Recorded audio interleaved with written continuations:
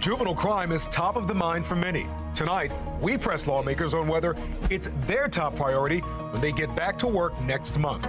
Frustrations mounting as more people become victims of carjackings. The alarming increase surrounding counties are seeing as our team continues to make your voice heard. City council members at odds over a bill condemning hate. I stand here deeply concerned. What this dysfunction could mean for future issues passing through city government. Live from WBFF in Baltimore, this is Fox 45 News at 4. Fox 45 is following multiple big stories tonight. Lawmakers still don't have a plan to address the surge in juvenile crime. We're demanding answers on how we'll make Marylanders feel safe ahead of the legislative session. Yeah, Baltimore and Baltimore County are reeling from a spike in car thefts, hearing from residents who are fed up as we look just at how dire this situation has become. Thanks for joining us. I'm Rebecca Pryor in for Maxine tonight. And I'm Kai Jackson. As car thefts and carjackings continue, Fox 45 News is making your voice heard. Yeah, that's right. Amy Simpson is live as both victims and residents are alarmed by criminals targeting cars. Amy? Yes, from the city to the county, stories about car thefts or armed carjackings, they come into our newsroom almost every day.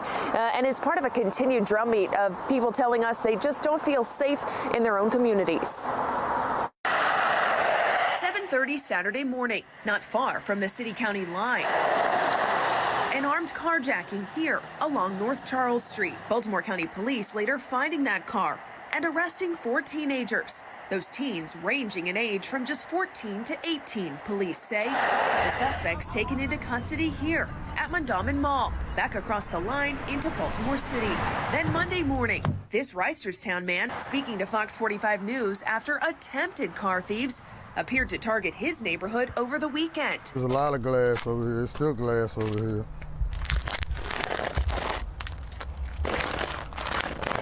County police confirmed 3 attempted thefts in the area of Tarragon Road and Franklin Road. This victim saying the unplanned expense will hit hard this holiday season. Police say it's probably the kids, you know what I mean? They're the ones that's going around stealing cars. And on the other side of the Beltway, Dundalk residents dealing with their own rash of crimes this week. Baltimore County Police confirming at least 4 attempted or successful armed carjackings within 24 hours. This is going to be a completed armed jacking. He just played a gun and took his car. This man blaming violence spilling over from Baltimore City. It's almost like the city is a virus. It almost seems like the city's getting bored and they're starting to just come out into the county. According to police data, so far this year, Baltimore County seeing at least 112 carjackings, a 22% increase from the year before. In nearby Baltimore City, at least 522 carjackings this year, but a 19% drop year over year. In the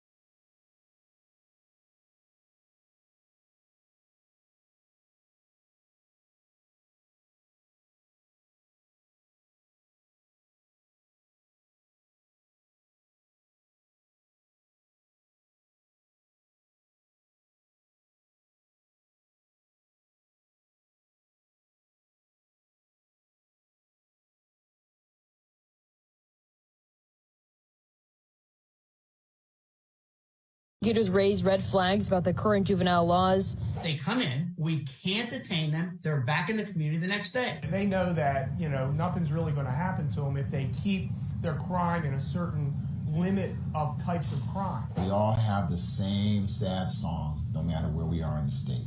The partisan divide on the cause of the juvenile crime increasing is forming. It's been a little point of irritation to me that in 9 years in office, I've never once tried to attribute crime trends to single policy decisions. I think it is. I think that we're seeing this increase in crime from juveniles because they know what the laws are. But for now, these lawmakers who see the issue differently are facing pressure from people at home who are demanding change. Some Democrats here tell me they do realize that the Department of Juvenile Services could be doing more, especially when it comes to kids and guns. But again, there's been a lot of talk, and so far, not a clear plan to move forward. In Cambridge, Mackenzie Frost, Fox 45 News. And as lawmakers struggle to get a handle on juvenile crime, they're also staring down a looming budget crisis. The Moore administration proposing more than $3 billion in cuts to the state's 6-year transportation spending plan. According to the proposal, MDOT plans to reduce operating spending and increase several fees. The administration is also calling for an 8% cut to operating budgets for each agency within the department. And the budget cuts in the Maryland Department of Transportation has some concern there could be more cuts coming. Despite that, Governor Wes Moore is painting a positive picture of the budget and the economy. And when we say that this is going to be a time that we are going to create pathways for work, wages, and wealth for all Marylanders, we mean that. And the governor's comments come as Maryland faces an impending budget deficit. A report released this summer predicts Maryland will have a $1.8 billion deficit by 2028. In his speech before county leaders last night, the governor addressed the budget cuts, saying the state has to make hard choices to deal with a budget gap that he says his administration did not create. However, Governor Larry Hogan left the state with a budget surplus. When the deficit was announced back in July, he tweeted about it, saying, quote, "I'm saddened to see Maryland return to crushing deficits. In 8 years, we have turned a record deficit into a record surplus." The former governor says Maryland could do it again with fiscal responsibility. Others say the budget gap has to do with the administration's spending. Governor Moore came into office. He made a lot of campaign promises, which meant spend a lot of money in a lot of targeted areas. Well, this year, the General Assembly did that stuff. Now let's take a look here at the timeline of the deficit outlined in the report from the Department of Legislative Services. At the end of 2025, it shows that the state had a $418 million deficit. In 2026, it grows to $572 million. In 2027, a $328 million deficit. But then in 2028, it skyrockets to more than $1 billion. Stay with Fox 45 News as we will continue to follow your tax dollars and hold state leaders accountable for spending. And we're taking a live look right now at Baltimore on the left side of your screen, kind of there. Our weather radar map on the top right, and on the bottom looks like Towson, Baltimore County. But the weather may be nice now, but Baltimore could be dealing with a little rain this weekend. I think one of the 2 days. Let's find out which one. Here's meteorologist Jasmine Lomax. Hi, Jasmine. Hey, Kai. It's been a great start to the weekend. We've had sunshine, nice and comfortable temperatures. That's going to last again tomorrow, but it's Sunday when we get ready for that next weather maker. And it's not just going to impact us, but really all of the East Coast down from Florida all the way into New England. We're tracking rain, and for some that's going to mean a little bit of snow. For the Baltimore area, we are talking only rain. Now you'll notice many areas in green. These are aerial flood watches, and they've already been posted. These will extend through Monday. So this is from Caroline County right now all the way up into Maine. So we're keeping track of the system as we move forward. We are looking at good soaking for Sunday, and we do need the rain. Many areas in at least a moderate drought around the state and around the region. So even though this rain may be annoying to your plans on Sunday, it is going to be very beneficial in helping to improve our drought conditions. Coming up, I'll let you know just how much rain we could see and the timing in my full forecast. Back to you. Jasmine, thank you. And here's a live look right now at Camden Yards as that sun's starting to set in the Baltimore region. We are following reports that the Orioles have agreed to a new 30-year lease to stay in Baltimore. Sports Unlimited's Rocco DeSangro has more on what we're learning. Rocco? Yeah, Kai, I'll say this. Birdland, you can almost breathe a sigh of relief. The Baltimore Sun is reporting, per their source, that the Orioles and the state of Maryland have reached a tentative 30-year lease deal to keep the Birds at Camden Yards for the foreseeable future. According to the Sun, this deal still needs to be approved, but per their source, that is expected to happen on Tuesday when the agreement goes before the Maryland Stadium Authority in a special meeting. The Sun reports that the agreement would then go to the State Board of Public Works for its approval in a Wednesday meeting. The previous lease between the O's and the state of Maryland Stadium Authority, that's set to expire on the 31st of December this year. Here's an outline of everything that's gone down with the lease over the last year.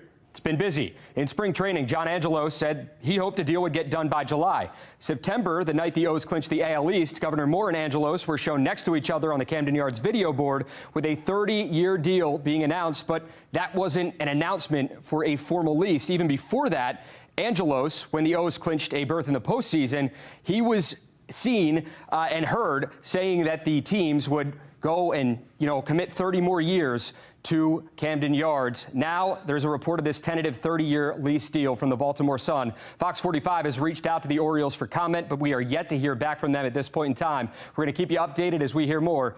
Fingers crossed, Birdland. That's all I got to say. Fingers crossed, Birdland. The Baltimore County Inspector General says that her job is under attack. Her response to an amendment that could slash her ability to hold lawmakers accountable. Thousands of Baltimore residents forced to change their travel plans, the impact of the light rail shutdown. I'm Audrell Nashar in Washington with how Russia's invasion of Ukraine may have just been emboldened by a new announcement from Vladimir Putin.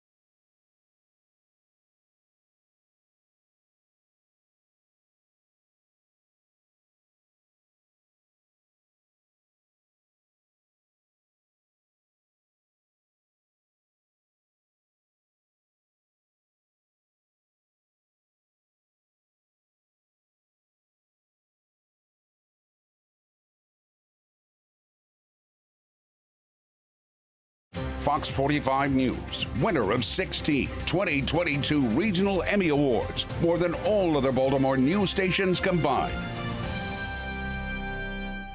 Welcome back. The man who allegedly fired a shotgun twice in the air outside of a synagogue in Albany, New York last night made his first court appearance today. The 28-year-old man allegedly fired the weapon just outside of the temple just before Hanukkah services were set to begin.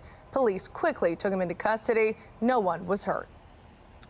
Meanwhile, the shooter in a Michigan school shooting is sentenced to life in prison. Ethan Crumbly shot 4 classmates to death and injured 6 others and a teacher at Oxford High School back in 2021. He pleaded guilty last year to 1 count of terrorism causing death, a rare conviction in a state court. He also pled guilty to multiple counts of first-degree murder. Russia President Vladimir Putin announcing he is seeking another term in his country's March 2024 election. The news comes as U.S. officials expect his war in Ukraine to intensify as winter gets colder and Congress stalls on providing Ukraine aid. National correspondent Audrell Nashar reports from Washington. He's led Russia for more than 20 years, but President Vladimir Putin wants more. Now, essentially guaranteeing he'll hold power until at least 2030 by saying he's running for re-election. What's different this time is Russian-occupied regions of Ukraine will participate in Russia's presidential election. It's not really an election so much as Putin looking to kind of affirm and strengthen his own position in fighting this war. Across Ukraine, people are bracing for wintertime attacks on critical infrastructure. Friday morning, these first responders in Kharkiv removed debris at one of the scenes of a Russian cruise missile strike, the first attack of its kind in nearly 80 days. Here in Washington, the White House is urging Congress to approve additional security assistance and quickly, painting a picture of the situation Ukrainian President Volodymyr Zelensky is in right now. You're looking out across that front and you see a lot of Russians. You see a lot of Russians that are getting increased in size because Mr. Putin continues to recruit additional manpower and throw them into the fight. In a recent interview with a German outlet, NATO Secretary General Jens Stoltenberg said they should be prepared for bad news out of Ukraine and urged member nations to ramp up production of ammunition. The White House says within a matter of weeks it will run out of resources to provide Ukraine with security assistance. And that's just, that should be unacceptable to everybody. There's broad bipartisan support in Congress to get it done, but I will not go back to South Carolina and try to explain why I helped Ukraine, Taiwan, and Israel and did nothing to secure our own border. Republicans insisting they condition new aid for Ukraine on border and immigration policy changes. No small task, it's long been one of the most difficult issues for Washington to address, even before war in Eastern Europe raised the stakes. On Capitol Hill, I'm Atra El-Nashar reporting. It has been a beautiful start to the weekend. Finally, we had a little bit of sunshine and much higher temperatures, above average for this time of year. Currently, we sit at 54. Now, more clouds have started to move in, but overall, a very nice afternoon and a good evening if you'll be spending some time outside. Around the state, we're mainly seeing temperatures in the 50s. Cumberland, actually the high spot on the map, currently at 60 degrees. Now we are in for another chilly night, but tomorrow back to those nice temperatures. So first, we'll drop to the 30s. Then tomorrow, high temperatures return to the 50s and possibly the low 60s for some. You'll be able to enjoy some time spent outside, and you will want to do that tomorrow because on Sunday, we have our next weather maker. It's still pretty quiet around our region, but as we look west, you can see that weather maker. We've got that low pressure system and the fronts extending from that. That's going to slide into our region on Sunday, leading to rain not just here, but around pretty much the entire East Coast. So you'll notice that overnight we stay nice and dry. We wake up to a few clouds tomorrow morning. Then by the afternoon, mostly dry. Once we start off on Sunday, though, we are getting ready for our next chance for showers. That rain will continue throughout much of the day. So you want to make sure that you are driving safely if you have to be anywhere. Rain continues throughout much of the day and overnight, but for Monday, it's looking much drier. In terms of rainfall, we could see a couple of inches of rain. This model, the HRRR, has about 2 to 3 inches for areas in yellow, 2 and less than that for areas in green. But all of this rain is going to be very beneficial. Much of Maryland under at least a moderate drought. That's for all of the areas in tan. Parts of Frederick looking at an extreme drought for that darker color. So this rain is going to be beneficial and much needed. But following the rain, we're going to return to a nice and dry pattern for the upcoming work week. 36 tonight for the low temperature with clouds moving in. Then tomorrow we'll have a mix of sunshine and clouds as high temperatures reach 57. That's above average for this time of year, so making for another very nice day as we deal with a warmer trend. We're talking the mid-60s on Sunday, but unfortunately, that's when that next weather maker moves in, leading to rain and windy conditions. Then 47 and breezy on Monday. After that, a slight rise in temperatures, 49 and sunny on Tuesday. We're back to the 50s on Wednesday. Then we're looking at the low to mid 50s on Thursday and Friday. Back to you. Thanks, Jasmine. A fire risk paralyzes Baltimore's light rail system. Taking a closer look at when it could come back and the impact of the shutdown. Plus, will another $1 million investment turn the Hilton around? Why a taxpayer watchdog says Baltimore leaders are wasting your money on a city-owned hotel.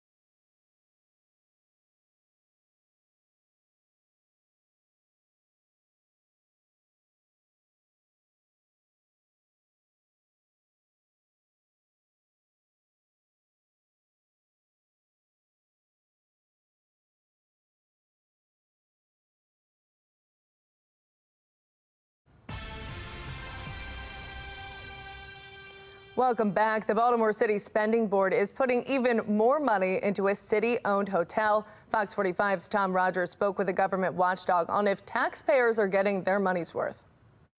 Baltimore Spending Board grants $1 million for a city-owned hotel that has already received $23 million.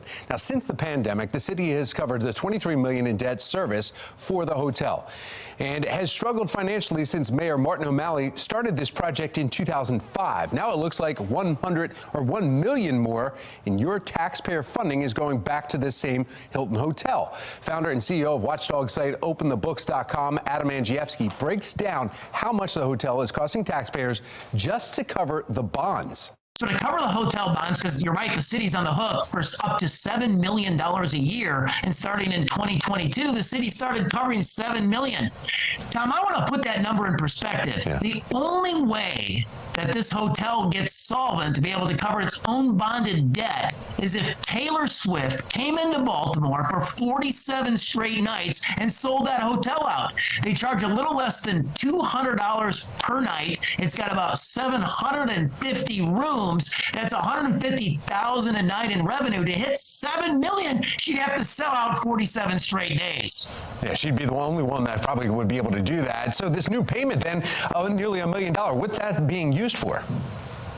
Well, this is very troubling for local taxpayers. $1 million, according to the city documents, is going to go for consultants, lawyers, and accountants to file audits on this place and other line items in the City of Estimate's budget. So look, you're not even getting good value for the $1 million. Well, this week, Mayor Brandon Scott alluded that he would be open to selling the hotel. A prior request from former Mayor Jack Young in 2015 to sell it never worked out. Tom Rogers, Fox 45 News. Baltimore City councilors are clashing over resolutions on Israel, asking a political expert what the feud tells us about dysfunction in City Hall. She says proposed changes would completely undermine her ability to do her job. The Baltimore County Inspector General responding tonight to an attempt to limit her powers. And cuts to the DOT could be a sign higher taxes are on the way. I know you hate to hear it. Why a Maryland public policy expert is sounding the alarm ahead of the legislative session.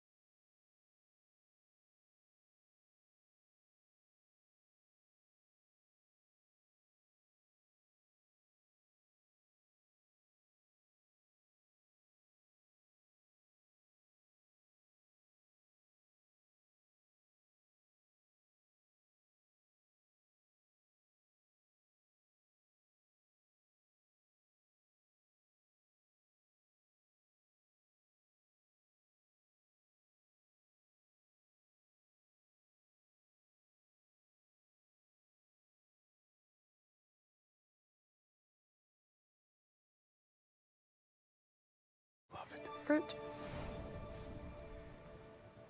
The light rail system in Maryland and Baltimore has been shut down. The Maryland Department of Transportation says the cars pose a fire risk. Now take a look at this incredible video there. MDOT releasing this security footage from October. A rail car filled with sparks, flames, and smoke. Officials say it was caused by a puncture in a high voltage cable. Service is being stopped so that all of the trains can be inspected. It will resume once at least 8 rail cars are deemed safe. Now, because of those safety concerns, and that's terrifying video there. Someone was in there. It is. Yeah, today, thousands of people, they had to find alternative ways to and from and around the city after an abrupt announcement from the MTA, suspending the light rail service indefinitely. Alexa Ashwell spoke with the local economist and joins us live right now with the impact he says this will carry. Alexa? Yes, and that local economist says the impact will be large and far-reaching. Today marked day 1 of the indefinite suspension of light rail services. At those locations, we saw buses, MTA officials told us last night, would be available in place of the trains. People we spoke with are stressed, some saying they have no way to get to work or can afford alternative methods of transportation. Local economist Aniban Basu says this sudden suspension will impact state and city revenues, business owners, workers, visitors, and everyday residents here in Baltimore. Not great news for the MTA, not great news for the Baltimore consumer, not great news for the Baltimore visitor, not great news for somebody trying to find parking. This is more expense for the citizen and less revenue for the state. So no one really wins from this. Back out here live, we're at the Woodbury stop, and you can see the bus here. This is the shuttle service. We saw the driver get out and talk with some of the residents here, informing them these shuttle buses are free, but MTA officials admit these times may take longer. At 5, we're going to delve deeper into the economic impact and even hear from a local business owner. Reporting live in North Baltimore, Alexa Ashwell, Fox 45 News. Alexa, thank you. Well, the light rail issues come as the state is preparing to cut billions of dollars in transportation funding. In fact, a new proposal would cut more than $3 billion from the planned MDOT operating budget. All agencies are facing an 8% reduction across the board, along with cuts to maintenance and spending. Well, the plan hopes to cover a more than $2 billion budget shortfall in the state's initial spending plan. Fox 45 spoke with a Maryland public policy expert about the impact of the cuts and why the state is in this position. It could have been prevented, yes. And what, as I said, it's a never-ending budget deficit story, is even the projections from fiscal year 25 to fiscal year 29, the state is projecting revenues to grow at 3.5%, but expenditures growing at 5%. You know, when the math works that way, it normally does not end well. Particularly, it does not end well for Maryland taxpayers. Tax increases are coming next legislative session. When you look at the reports, and there's potential another fiscal write-down, as to which it could possibly, the scenario could get even more grim. They're going to have very big challenges on their hands, and particularly with the promises that the Moore administration is making. For our full coverage on the budget challenges facing Maryland, head to foxbaltimore.com. These amendments would protect you should you be the subject of another investigation. The bottom line is it's not about me. The bottom line is, as an elected official, I'm sort of like an open book. There's no, it's not about me or or it's about checks and balances and fair play. That's what it's about. The battle brewing between the Baltimore County Council chair and the Inspector General's office continues. Yesterday, I sat down for an exclusive interview with Council Chair Julian Jones, who defended his push to weaken the IG's office. If passed, his policies would limit the watchdog's funding, operation, and ability to publish reports. Tonight, legal experts and the IG, Kelly Madigan, are responding. The wording in red is what has Inspector General Kelly Madigan seeing red. Any one of these proposed amendments were in fact to pass, it would compromise the work of the office. They're the last-minute markups on a bill 2 years in the making, a bill that was meant to strengthen her office based on recommendations cited in this thorough 100-page report the county paid $100,000 for. No one saw we didn't see this coming. Joanne Antoine, one of 7 Blue Ribbon Commission members behind the report, calling the changes Julian Jones has drafted deeply concerning. Honestly, the council president right now, I'd say in a lot of ways, this really is a slap in the face.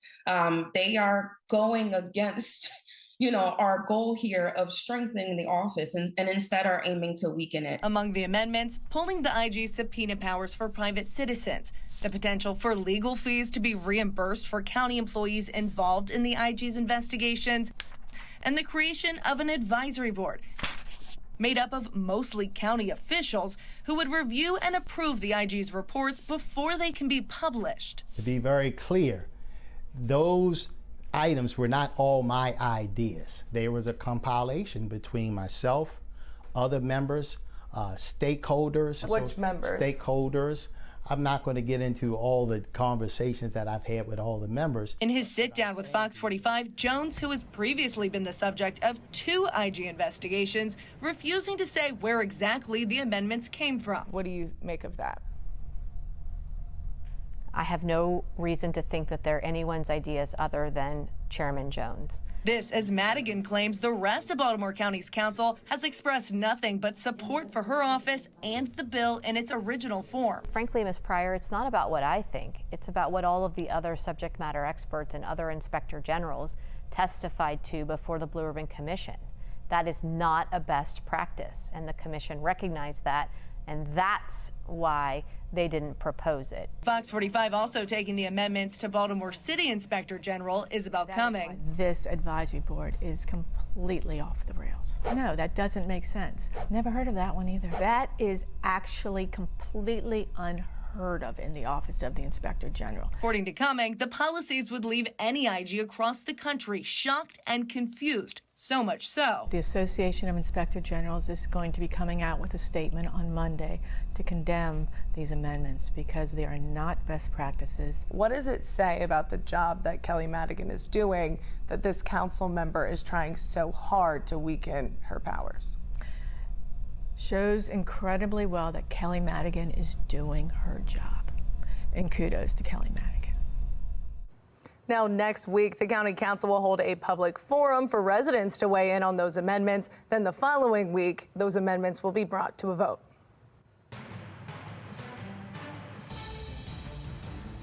There is new footage from the front lines in southern Gaza as the entire territory is in a war zone. The Israeli Defense Force claims the area is a stronghold for Hamas. They say that over the past week of fighting, the IDF has eliminated dozens of terrorists and destroyed significant portions of Hamas's tunnel network. Top U.S. officials are beginning to criticize the significant civilian loss of life in the conflict. While more than 15,000 Palestinians have been killed since the fighting began, health officials say that number is likely higher but cannot be confirmed due to the chaos in Gaza right now. U.S. Secretary of State Antony Blinken this week saying Israel needs to do more to minimize collateral damage. The United States has made clear that Israel has to make maximum efforts to avoid civilian casualties, even as Hamas continues to use civilians as human shields. The World Health Organization is also warning, in addition to the fighting, tens of thousands could die from a lack of medical care, disease, and shortages of clean food and water. Meantime, in Baltimore, members of the city council are clashing over what type of message they want to send to the community about the war in Israel. After a resolution from Councilman Yitzhak Schleifer condemning Hamas and anti-Semitism was defeated earlier this week, the group that blocked it put forward another proposal last night. That resolution said the city council stands against anti-Semitism and Islamophobia, but it also included new language that again divided the council. We will not be silent. There have been many people in the city of Baltimore that have experienced hate, Jewish and also Islamic. This resolution also has the chutzpah to call for the release of hostages in Israel and in Gaza. I stand against hate and violence. I condemn Hamas and their actions. Our resolution does the same and also calls for a ceasefire to end the violence. This resolution says to release hostages that are being held in Israel. I've never heard that before. the first time I've ever seen that was in this resolution.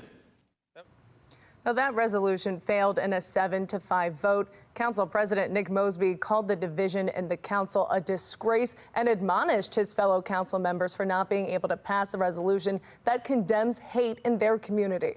Well, tonight we're joined by political analyst John Deedy to break down what happened at City Hall last night. John, thank you for being here. You're welcome. John, we have seen 2 failed votes on these resolutions. Now, what is the root of this dysfunction in City Hall? Well, the dysfunction starts really with some of these council members starting on Monday who decided to abstain from this vote. The first vote was very simple, condemning Hamas. Hamas is a terrorist organization that started this war by invading Israel and attacking it on October 7th. And 4 people abstained for whatever reasons. Then what happened is yesterday they tried another resolution that tried to basically paint a broad brush on everybody, basically saying Hamas, the Palestinians have done some bad things, Israel has done some bad things, and in the end, angering more people. The thing is, I think we can all agree on something very simple. Hamas is a terrorist group, but the Palestinian people deserve rights. Israel deserves their opportunity to be a free state, but Benjamin Netanyahu is a problem. He's never supported peace agreements. And so, John, how might the public view this if they can't agree on a resolution that condemns hate in Baltimore? How might the public view this, especially when other resolutions are going to come before the council? I think it views it really as kind of a Keystone Cops, situation where, you can't even come up with a resolution that basically everyone in the room can agree on that hate is bad. That ought to be pretty simple. And the problem is it makes the council look dysfunctional because this is a contentious issue. But condemning terrorism, condemning hate should be an easy thing for people to do. I'd hate to imagine city council the day after Pearl Harbor, the day after 9/11, trying to deal with a similar thing, condemning things. John, what type of message does this send to both the Jewish and Islamic communities here in Baltimore? I think the message it shows in some ways is that city council and government doesn't have their backs. And I've talked to some people in Annapolis, and there's a lot of tension in Annapolis, too, about this situation. A lot of tension across the country. It seems like it is, Rebecca, right? John, thank you. Yeah, John, thank you. We always appreciate your insight. You're welcome. I'm Angela Brown in Washington, D.C. New polling that could spell trouble for the president's re-election campaign. And we're getting ready for another nice and pleasant day tomorrow with highs in the upper 50s. We're talking the 60s on Sunday and the next chance for rain. And that's followed by a drier and cooler Monday. I'll let you know the timing of the rain and how much we could see coming up in my Weather Authority forecast.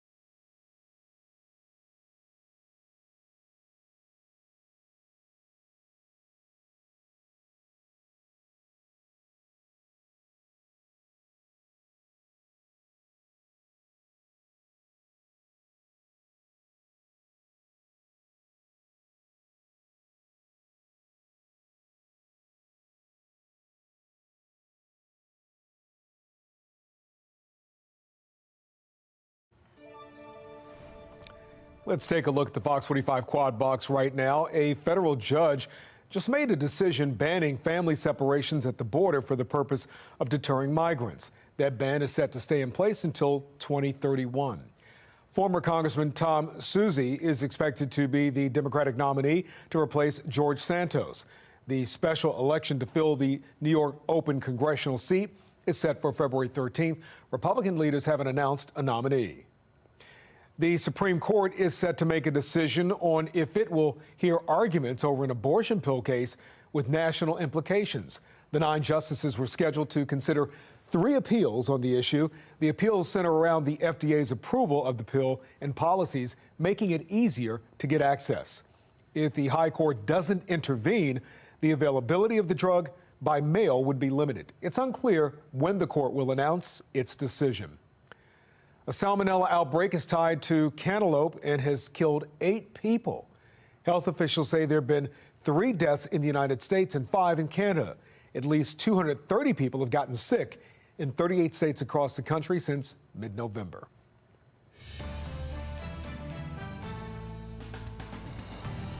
Well, the unhappiness within the Democratic Party appears to be growing as new polling shows many Democrats want somebody other than Joe Biden. The National Desk, Angela Brown, explains.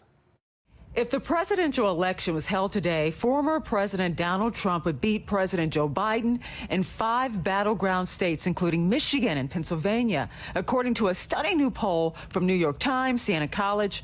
Political experts say the Democrats need to wake up. The poll is a useful warning to Democrats about the job they have to do. Part of that job is convincing Democrats that Biden is their guy. A new Yahoo News YouGov poll found 54% of Democrats would like to see another Democrat enter the race for the party nomination.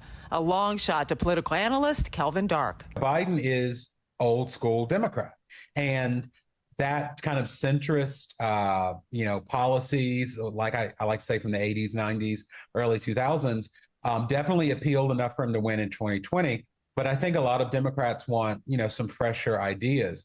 Unfortunately, I think that ship has sailed. President Biden is the sitting president, and Democrats right now don't have a plan B. But there are concerns about his age, lagging poll numbers, the economy, and other factors dragging down his campaign. Reporting in Washington, D.C., I'm Angela Brown.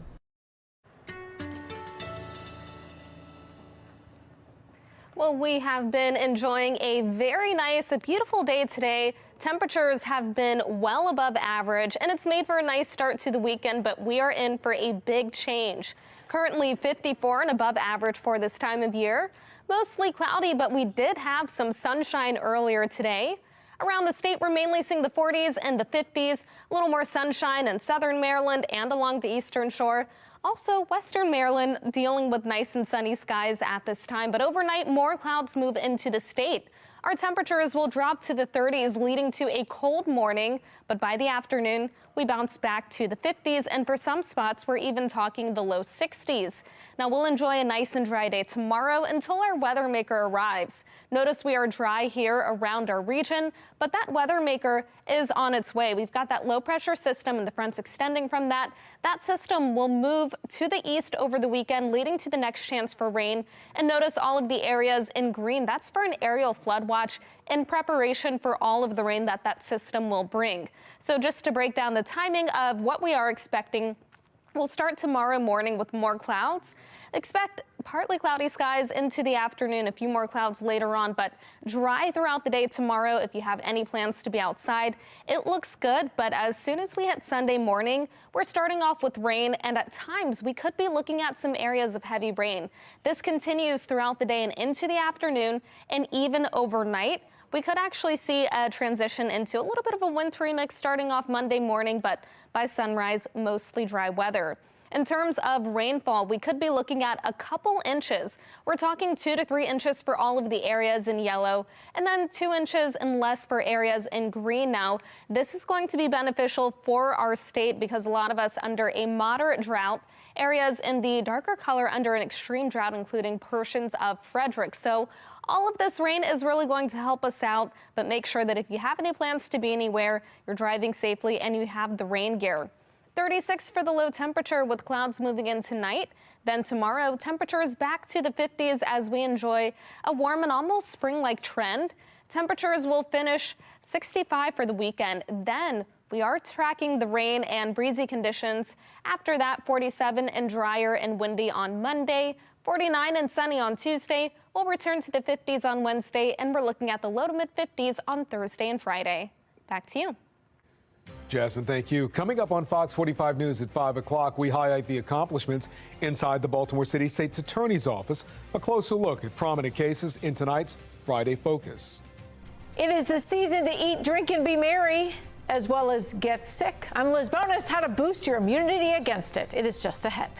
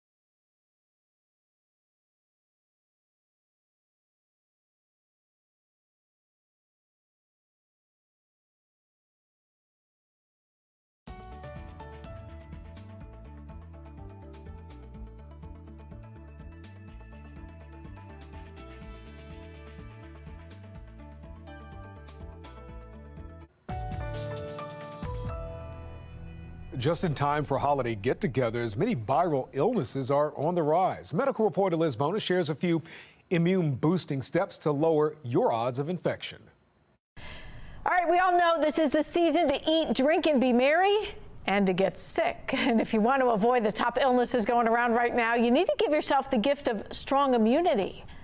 First up, make sure vaccines are up to date in both kids and adults. They boost immunity in about 2 weeks and help protect against severe lung complications from respiratory illnesses such as flu, COVID-19, RSV, and pneumonia going around right now. Vaccinating for flu and for COVID, as well as for bacterial infections that cause pneumonia, like pneumococcus, is really important for children. Then go with your gut. Researchers in the journal Gut Microbes found that one particular bacteria that shows up in the gut when you eat a Mediterranean diet appears to help certain vaccines, such as those against COVID-19, protect longer.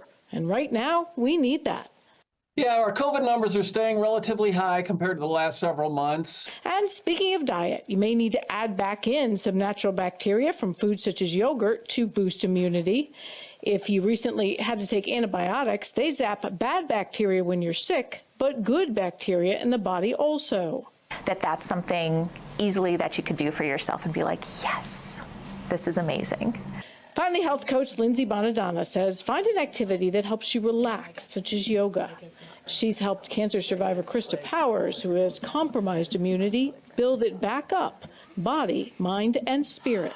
It's kind of that footprints in the sand. You know, sometimes there's one set of footprints and it's not mine. I'm being carried.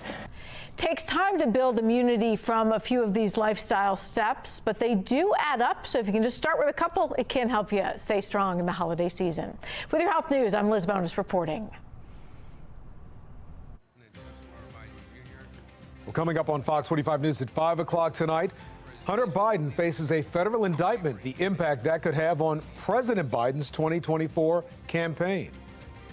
Anti-Semitic acts popping up on campuses across the country. The calls to hold leaders accountable.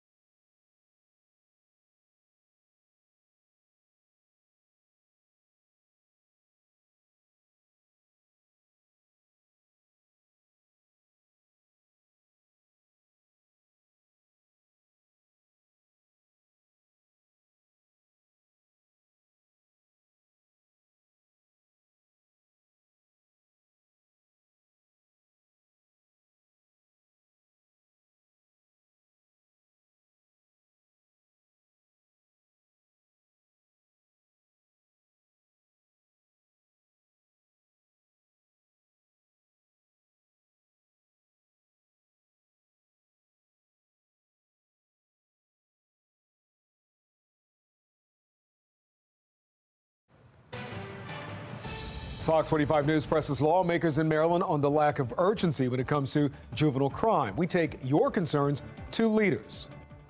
Plus, the Baltimore light rail remains closed after an explosion, the impacts it's having on residents, and when you could see it reopen.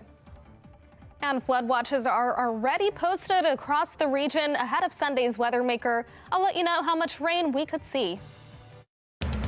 Live from WBFF in Baltimore, this is Fox 45 News at 5. We had a carjacking at the Starbucks, 6225 Charles Street. This is going to be a completed armjacking. He just played a gun and took his card. From Towson to Dundalk, police dispatch this week reveal the calls for help from county residents.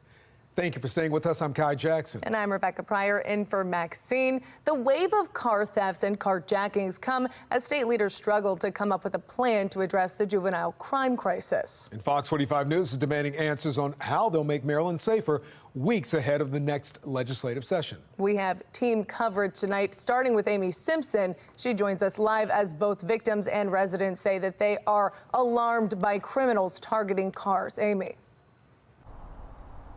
Yeah, so stories about car thefts and armed carjackings, they come into our newsroom almost every day. It's part of a steady drumbeat of people telling us they just don't feel safe in their own communities. And just in the last week in Baltimore County, police arrested 4 teens for an armed carjacking at a Starbucks along North Charles Street. In Reisterstown, attempted car thieves appeared to target at least 3 cars, smashing windows and trying to hotwire those cars. Police said they were all Hyundais and Kias there in Reisterstown. And on the other side of the Beltway in Dundalk just this afternoon, police say they arrested 2 18-year-olds for a string of attempted and successful carjackings. Now, residents this week telling Fox 45 News who they think is responsible for these crimes. Police say it's probably the kids, you know what I mean? They're the ones that's going around stealing cars. It's almost like the city is a virus. It almost seems like the city's getting bored and they're starting to just come out into the county. Now, thieves targeting cars are taking full advantage this year, with auto thefts exploding not only in Baltimore County, but also in Baltimore City. According to Baltimore police, nearly 10,500 cars have been stolen in the city just this year. That's a 220% jump compared to last year. And in Baltimore County, police report nearly 4,200 attempted and successful auto thefts this year. That's a 189% increase. And with just about 3 weeks left in 2023, one data point that we will absolutely be tracking is whether here in Baltimore City we surpass 11,000 cars stolen in a single calendar year. Reporting live tonight, Amy Simpson, Fox 45 News. Yeah, Amy, just looking at the numbers, it looks like that very well could happen. Fox 45 has been hearing from victims impacted by car thefts and carjackings. Last week, in fact, a Baltimore County woman told us 2 boys carjacked her at gunpoint steps from a house in Rosedale. Now, Fox 45 News is also hearing from top prosecutors across Maryland who represent around 87% of the state's population. They say the current laws leave their hands tied when it comes to holding juveniles accountable. Legislative and local leaders are looking at ways to address juvenile crime as lawmakers gather in Cambridge on the Eastern Shore. Fox 45's Mackenzie Frost is questioning them on what will be decided. This winter meeting is a chance for legislative leaders to hear directly from local leaders about what's going on at home. And one thing is clear, juvenile crime remains a top priority for almost everyone. We think that is key in moving the state forward, It's the winter conference for the Maryland Association of Counties. And in a packed ballroom, juvenile crime top of mind during the legislative forecast. And of course, we are talking about juvenile crime these days. It is not a problem that is localized to one jurisdiction or one region. We know that we're going to have to do something about that in this session. Senate President Pro Tem Malcolm Augustine says there needs to be a framework in place for holding young people accountable. But when asked about specifics after, the Democrats' second in command in the Senate was short on specifics. I think that we want to make sure that the law enforcement and the prosecutors have the tools that they need to hold people who commit crimes accountable. I believe that the legislation that we've passed thus far does provide them with tools, with protections for people at the same time. So we'll make sure we have balance. So if you think that the accountability measures and the tools are there, what's going wrong right now then? Part of, I think, I'm saying we need to strengthen it for sure, okay? What does that look like? What does it look like for us to strengthen some of our measures right now? That's what I'm saying to you, that I'm looking at Chairman Smith, things that they have been working on. Senator Augustine punting to Judiciary Chairman Will Smith, who's already on record saying he doesn't want to make large repeals of the juvenile justice laws. As prosecutors raise red flags about the current juvenile laws, they come in, we can't detain them, they're back in the community the next day. They know that, nothing's really going to happen to them if they keep their crime in a certain limit of types of crime. We all have the same sad song, no matter where we are in the state.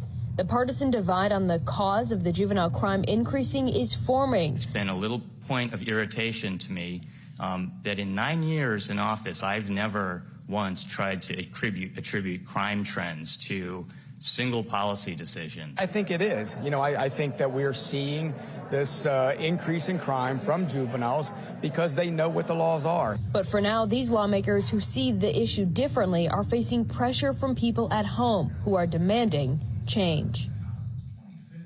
Some Democrats here tell me they do realize that the Department of Juvenile Services could be doing more, especially when it comes to kids and guns. But again, there's been a lot of talk, and so far, not a clear plan to move forward. In Cambridge, Mackenzie Frost, Fox 45 News. And as lawmakers struggle to get a handle on juvenile crime, they're also staring down a looming budget crisis. The Moore administration proposing more than $3 billion in cuts to the state's 6-year transportation spending plan. According to the proposal, MDOT plans to reduce operating spending and increase several fees. The administration is also calling for an 8% cut to operating budgets for each agency within the department. And the budget cuts in the Maryland DOT have some concern that there could be more cuts to come. Brad Bell with our St. Clair sister station has more. Well, this has been a tough week when it comes to budget news at both the county and state level in Maryland. On Monday, we first reported that Prince George's County is facing a rapidly growing budget deficit, and at the state level, it is even worse. The governor this week announcing big cuts to the state's transportation budget. Well, today he came here to Lanham to talk about one of his strategies to get out of financial difficulty. Moore cutting a ribbon and touring a new building trades career center in Lanham, which will be a first-of-its-kind effort between labor unions and an American job center. The idea is to get area residents the skills they need to build careers. For the elected officials, it's also a way, they say, to grow the tax base to avoid tax hikes. Part of the challenge we have right now is, as a state, our economy has just been static, where over the past 5 years, our economy has grown 0.2%. We've got to get our economy going, and that means getting people back to work, getting them with good and important wages, and also creating pathways for long-term wealth for them and their families. Well, we asked the governor straight up, will all of this eventually lead to tax hikes? His quick answer was no. When we come back at 6, his complete answer. In Lanham, Brad Bell, Fox 45 News. Well, today, thousands of people had to find alternative ways to and from around the city after an abrupt announcement from the MTA yesterday, suspending light rail service today. Alexa Ashwell spoke with a local economist and joins us live with the impact he says this is going to have. And Carrie, Rebecca, are you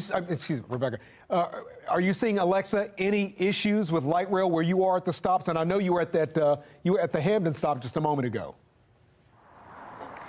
Yes, Kai, we're here at the Woodbury light rail stop, and when we arrived, we actually saw the shuttle buses that are in place of the trains pull up here and talk with some of the travelers. The local economist we spoke with says this impact is far-reaching from the state. The streets surrounding Lexington Market here in downtown Baltimore noticeably quieter. The familiar noise and vibrations felt as the light rail passes through no longer, as people scramble to adjust. This is major. It's going to stop a lot of people from going to any job. To the sudden and indefinite suspension of the MTA service. I think they were blindsided. I've talked to a lot of people that really depend on the light rail, and so it's going to really affect the concert goers, the Ravens employees that can't afford to park in the city. So they jump on the light rail. Now using buses is going to add another 20 to 30 to 1 hour onto their commute. And people are going to get frustrated, and they're going to opt not to work downtown. I mean, this was bad. Small business owner Beth Hawk says not only will the suspension of service impact the people who rely on the light rail to get to their job, but also the bottom line for many businesses. It's an easy way to get into the city and then venture out. And we're going to lose that. People are not going, it's going to really greatly impact the downtown businesses. This is not a decision that we've taken lightly. During yesterday's announcement, MTA officials explained that a fire from earlier this year has ultimately led to the need to inspect all 53 of its light rail vehicles, with no date set on when services will resume. That unknown leaving many feeling even more in the dark. Scared. We're scared. We need people downtown. Not great news for the MTA, not great news for the Baltimore consumer, not great news for the Baltimore visitor, not great news for somebody trying to find parking. It means a loss of revenue for the MTA, the Maryland Transportation Administration. In the longer term, it could also mean that. And of course, as you know, the governor has proposed major cuts to transportation. We've got a Ravens home game on Sunday. A lot of people use the light rail for that purpose. The effect is greater cost on our households or greater inconvenience. So, Kai, Rebecca, unfortunately, we got cut off there in the beginning. What I was saying is these shuttle buses, they are free, but officials do admit the travel times will be longer than the train. Reporting live in North Baltimore, Alexa Ashwell, Fox 45 News. All right, Alexa, thank you. Well, here's a live look at Camden Yards right now. We're following reports that the Orioles have agreed to a new 30-year lease to stay in Baltimore. Excited about that. Sports Unlimited Rocco DeSangro has the latest on what we're learning. Rocco. Yeah, what's going on, guys? Birdland, you can almost breathe a sigh of relief. Almost. The Baltimore Sun is reporting, per their source, that the Orioles in the state of Maryland have reached a tentative 30-year lease deal to keep the Birds at Camden Yards. According to the Sun, this deal still needs to be approved, but per their source, that is expected to happen on Tuesday when the agreement goes before the Maryland Stadium Authority in a special meeting. The Sun reports that the agreement would then go to the State Board of Public Works for its approval in a Wednesday meeting. The previous lease between the O's and the Maryland Stadium Authority, that's set to expire on the 31st of December this year. Senate President Bill Ferguson expressing some concerns over the deal, saying in part, quote, "I believe that the long-term lease for the use of the ballpark should not be conditioned on whether or not a private owner receives a 99-year ground lease to develop land owned by Maryland taxpayers," end quote. Governor Wes Moore's office responding to the Senate president, saying the administration understands those concerns, and the governor has made it clear he wants to work in partnership and move forward. The statement goes on to say, quote, "The administration will continue to work to address those concerns with the stadium agreement that the Maryland Stadium Authority, the Moore Miller administration, and the Baltimore Orioles have put forth."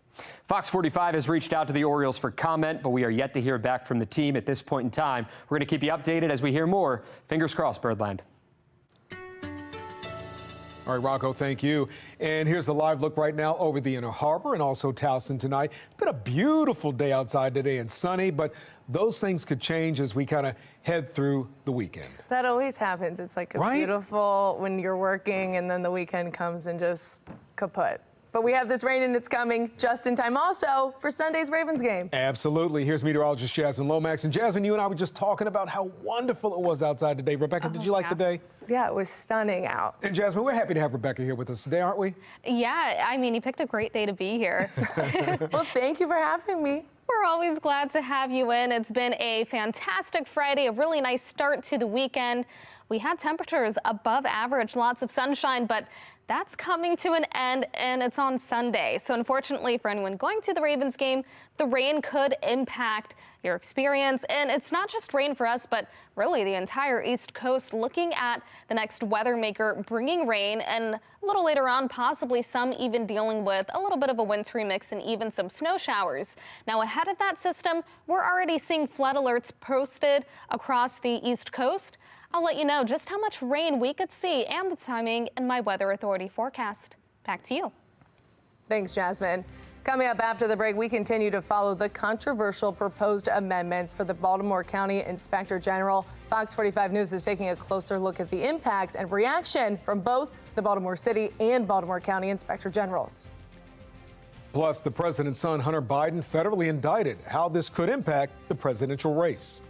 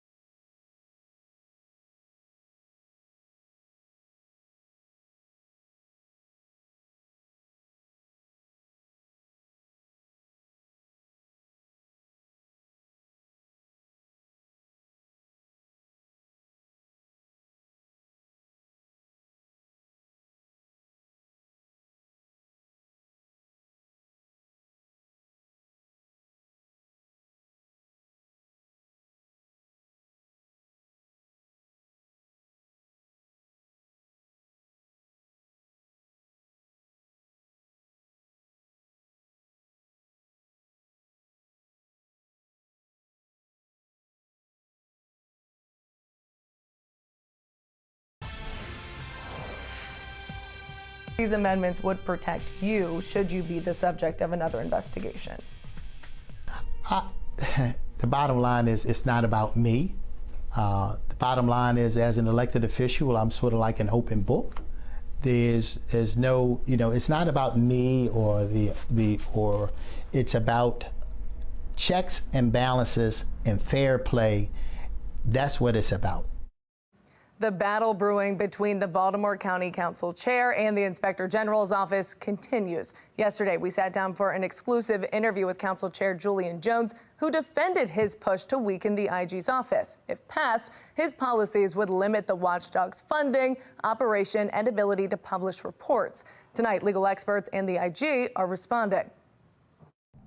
The wording in red is what has Inspector General Kelly Madigan seeing red. Any one of these proposed amendments were in fact to pass, it would compromise the work of the office. They're the last-minute markups on a bill 2 years in the making, a bill that was meant to strengthen her office based on recommendations cited in this thorough 100-page report the county paid $100,000 for. No one saw, we didn't see this coming. Joanne Antoine, one of 7 Blue Ribbon Commission members behind the report, calling the changes Julian Jones has drafted deeply concerning. Honestly, the council president right now, I'd say in a lot of ways, this really is a slap in the face. They are going against our goal here of strengthening the office and instead are aiming to weaken it. Among the amendments, pulling the IG's subpoena powers for private citizens, the potential for legal fees to be reimbursed for county employees involved in the IG's investigations, and the creation of an advisory board made up of mostly county officials who would review and approve the IG's reports before they can be published. To be very clear, those items were not all my ideas. There was a compilation between myself, other members, stakeholders. Which members? Stakeholders. I'm not going to get into all the conversations that I've had with all the members. In his sit-down with FOX45, Jones, who has previously been the subject of 2 IG investigations, refusing to say where exactly the amendments came from. What do you make of that? I have no reason to think that they're anyone's ideas other than Chairman Jones. This as Madigan claims the rest of Baltimore County's council has expressed nothing but support for her office and the bill in its original form. Frankly, Ms. Pryor, it's not about what I think. It's about what all of the other subject matter experts and other inspector generals testified to before the Blue Ribbon Commission. That is not a best practice, and the commission recognized that, and that's why they didn't propose it. FOX45 also taking the amendments to Baltimore City Inspector General Isabel Cumming. This advisory board is completely off the rails. No, that doesn't make sense. Never heard of that one either. That is actually completely unheard of in the Office of the Inspector General. According to Cumming, the policies would leave any IG across the country shocked and confused. So much so, the Association of Inspector Generals is going to be coming out with a statement on Monday to condemn these amendments because they are not best practices. What does it say about the job that Kelly Madigan is doing that this council member is trying so hard to weaken her powers? Shows incredibly well that Kelly Madigan is doing her job. And kudos to Kelly Madigan. Now, next week, the County Council will hold a public forum for residents to weigh in on these amendments. Then the following week, those amendments will be brought to a vote. It's been a beautiful start to the weekend, and even now, very nice outside, comfortable temperatures. And take a look at the sunset over Baltimore. Absolutely stunning with nice and clear skies. Temperatures at 51, and winds at this time light. Around the state, we're seeing temperatures in the 40s and the 50s. It's been a gorgeous day, and we finally had the return of sunshine and higher temperatures. But tonight, we are falling back to the 30s, so get ready for a cold one. Our temperatures fall to the low to mid 30s across most of the state. Then for the afternoon, we rebound to the 50s for another warm day, continuing with the above average trend. If you have plans to be outside this weekend, tomorrow will be a great day to do that, because on Sunday we have our next weather maker, and that's going to lead to rain throughout most of the day. We're dry around our region, but we already have areas in green flood alerts posted in advance of that system moving in on Sunday. So we're keeping watch of this low pressure system and the fronts extending from that. That low pressure system will move east over the weekend, and that's going to bring rain not just here, but across most of the East Coast. We'll start tomorrow, though, with dry weather and cloudy skies. More clouds move in for the afternoon, but again, a great day to be outside as temperatures stay above average, reaching the 50s. Once we head into Sunday morning, we're waking up to areas of rain, and notice those oranges, yellows, and reds. There could be some areas of heavy rain. This continues throughout the afternoon. This is around 1 p.m. For anyone going to the Ravens game, you will want the rain gear. There's also the chance for a couple of isolated storms, and of course, if that happens, there could be a few delays. So make sure that you are prepared. We're talking a good soaking, and we really do need the rain. We're looking at 2 to 3 inches across areas in yellow, so that's most of the state. Areas in green, generally 2 inches or less, but all of this is going to be very beneficial.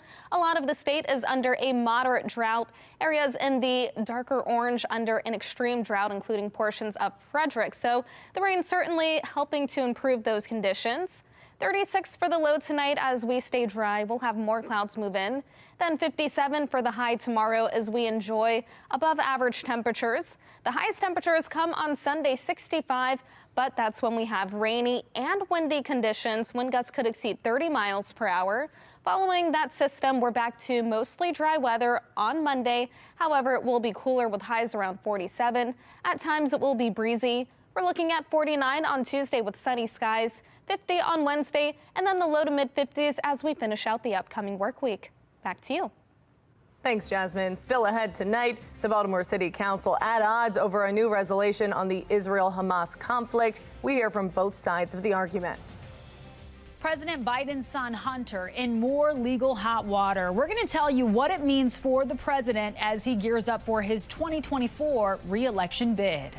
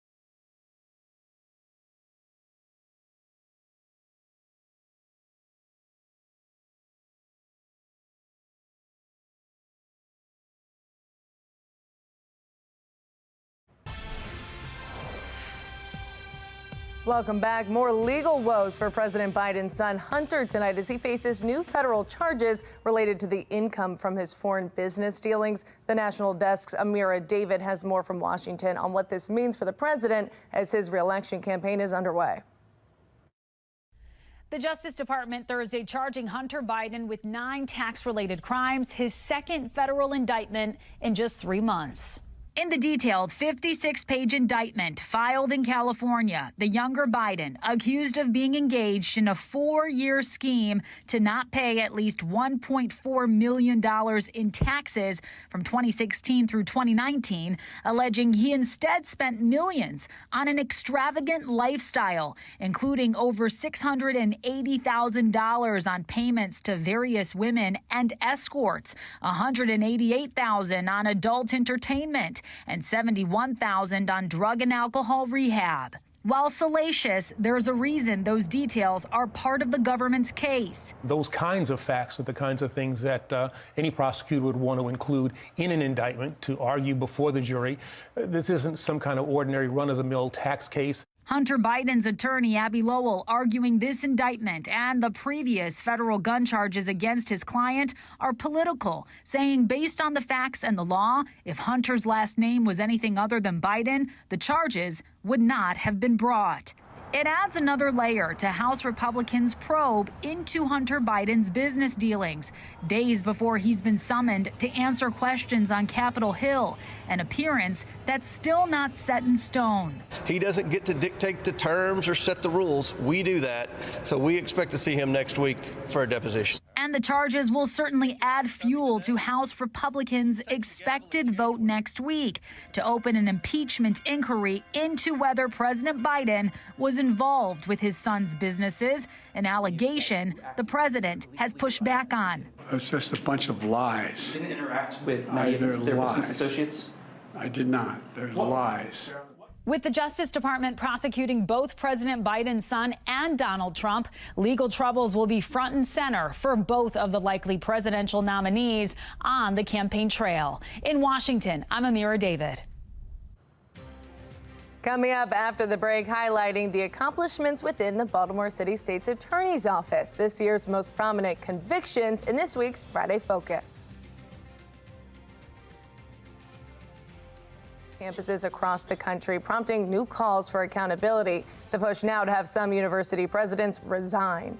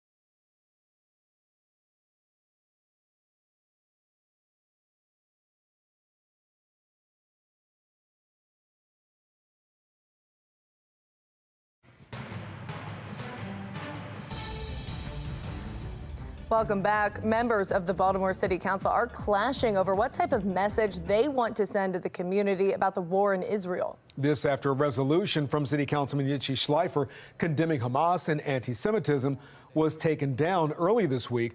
The group that blocked it put forward their own proposal last night. That proposal says the city stands against anti-Semitism and Islamophobia, but it also included new language that again divided the council. We will not be silent. There have been many people in the city of Baltimore that have experienced hate, Jewish and also Islamic. This resolution also has the chutzpah to call for the release of hostages in Israel and in Gaza. I stand against hate and violence. I condemn Hamas and their actions. Our resolution does the same and also calls for a ceasefire to end the violence. This resolution says to release hostages that are being held in Israel. I've never heard that before. The first time I've ever seen that was in this resolution. Well, that resolution failed in a vote of 7-5. The council president, Nick Mosby, called the division in the council a disgrace and admonished his fellow council members for now being able to pass a resolution that condemns hate in the community. Today on Fox 45 News at 4 o'clock, we spoke with political analyst John Deedy about the back and forth. Views it really as kind of a Keystone Cops situation where, you can't even come up with a resolution that basically everyone in the room can agree on that hate is bad. That ought to be pretty simple. And the problem is it makes the council look dysfunctional because this is a contentious issue. But condemning terrorism, condemning hate should be an easy thing for people to do. I'd hate to imagine city council the day after Pearl Harbor, the day after 9/11, trying to deal with a similar thing, condemning things. And following their controversial response to anti-Semitism on their campuses, calls for presidents of Harvard, MIT, and the University of Pennsylvania to resign are growing as donors pull back donations and Congress launches an investigation. National correspondent Kayla Gaskins reports.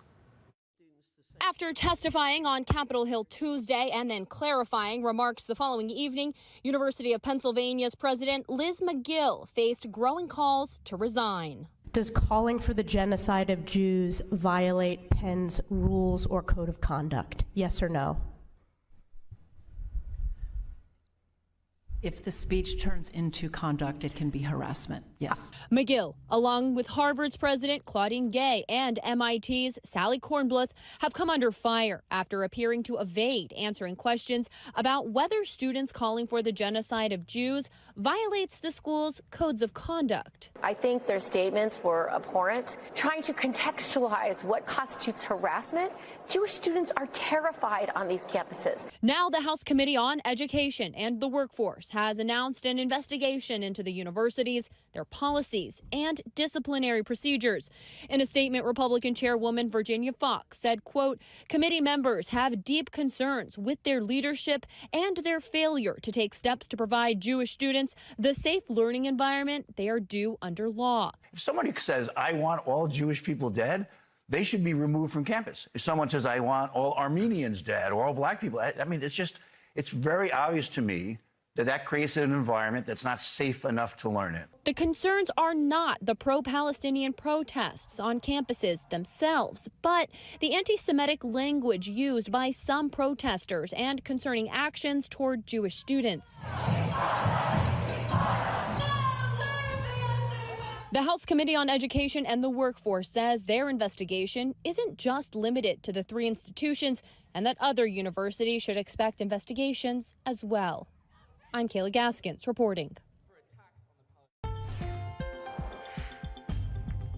From surplus to deficit, Governor Wes Moore is giving a grim warning about the state's finances. At the end of 2025, Maryland could see a deficit of $418 million. That's according to the Department of Legislative Services. Maryland's Department of Transportation also now facing billions in cuts. Christopher Summers, president with the Maryland Public Policy Institute, joins us now. Good evening. Hey, thanks for having me. Absolutely. So Governor Hogan left office with a surplus. What happened in this past year? Well, I think what we're seeing, and unfortunately, Maryland's never-ending budget deficit story is back.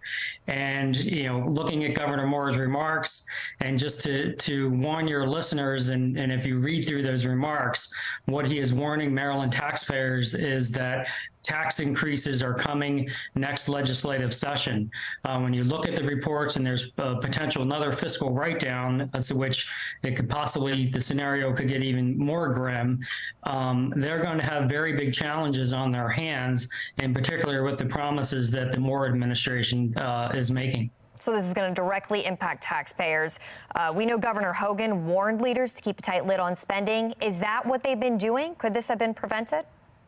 It could have been prevented, yes. And as I said, it's a never-ending budget deficit story. Is even the projections from fiscal year 25 to fiscal year 29, the state is projecting revenues to grow at 3.5%, but expenditures growing at 5%. When the math works that way, it normally does not end well. Particularly, it does not end well for Maryland taxpayers. Leaders still seem insistent in funding the red line, which will likely cost billions of dollars. Do they have the right priorities in place? When it comes to transportation, no, they do not. And this will be the big challenge, because we've wasted billions of dollars on a Purple Line light rail project that is yet to open, that is way over budget and beyond time. And so therefore, we think that we need to spend billions of dollars on a red line in Baltimore City, which is a city that continues to lose population. So it's baffling of why people think that way. And therefore, how do you pay for it? In addition to the big spending expenditure in the room is the billions annually that they are committing to pay for the blueprint for Maryland's future, the Kerwin Education Plan, which county executives around the state have warned they do not have the funding to meet these requirements. So as I said, the next session is going to be very challenging. But as I said to your listeners, tax increases are coming. Yeah, absolutely. So what needs to change then to help that and get us moving in the right direction? Well, I think the recommendations that the Institute would recommend, first and foremost, I would pause the implementation of Kerwin. All of the spending commitments for Kerwin were made prior to COVID-19. We have a completely different economy in the state of Maryland. We have less people going to public education by choice. We also have less people living in the state of Maryland, but also from the changes in the economy, as we're seeing, local governments cannot shoulder the burden of the financial burden of what is required for Kerwin. So I think the prudent thing would be to pause that. The other, I think it's sort of ludicrous to push forward on a massive expansion red line program when you continue to have less people using mass transit. So why would you push forward on $1 billion+ program when you're going to have fewer people? It's the most expensive way to move the least amount of people. All right, we'll leave it there. Christopher, thank you so much. Thank you. Turning now to our Friday focus, highlighting accomplishments happening within the city-state's attorney's office. This week, we take a look back at this year's most noteworthy convictions. Touting high conviction rates following Ivan Bates' first year in office. Our conviction rates across the board, across our felony trial units, range from 84 to 97%. So we're really proud of that. Deputy State's Attorney Angela Galliano is reflecting on some of this year's most significant cases and convictions. So we've had a lot of life sentences for some of our homicide cases. Among the most notable, repeat offender Manzi Smith, sentenced to life with all but 50 years suspended. Smith pleading guilty to fatally stabbing 69-year-old Evelyn Player at her church in East Baltimore. A lot of times our guilty pleas, they really come to fruition when our prosecutors and our investigators work the case as much as they possibly can and make sure that it's as tight as it possibly can be. So we're proud of those. Prosecutors also securing a life sentence in a quadruple shooting case. 23-year-old Jeremiah Tahoney found guilty of a brazen shooting in southwest Baltimore, leaving one man dead and 3 others injured. Investigators allegedly uncovering jail calls where Tahoney admitted, quote, "This isn't my first body." And Mr. Bates, he has said constantly that anytime any case, whether it's a murder case or otherwise, involves a firearm, we're going to do as much as we can.